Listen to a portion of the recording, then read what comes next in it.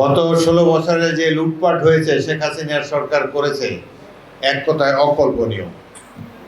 বাইরের পৃথিবীতে বাংলাদেশ একটা লুটেরা জাতি হিসাবে খ্যাতি অর্জন করেছে।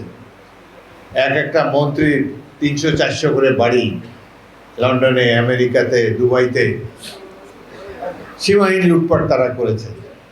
অবশেষে আল্লাহর গজব তাদের উপরে এসেছে। তারা মনে করছে কিয়ামত পর্যন্ত থাকবে, এইভাবেই লুটপাট করে যাবে।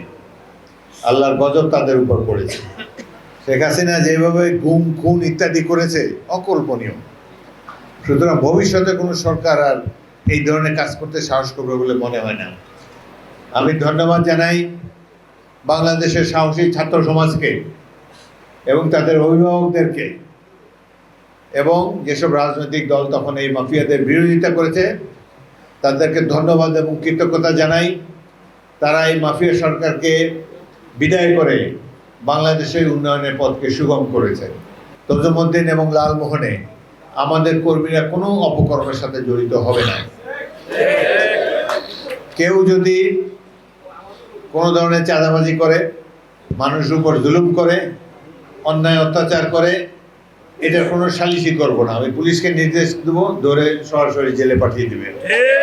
সুতরাং আওয়ামী লীগের উদাহরণ আমাদের চোখের সামনে আছে। অন্যায়, অবিচার, লুটপাট, সন্ত্রাস করলে কি হয়, ফলাফল তো এখন দেখছেন সবাই।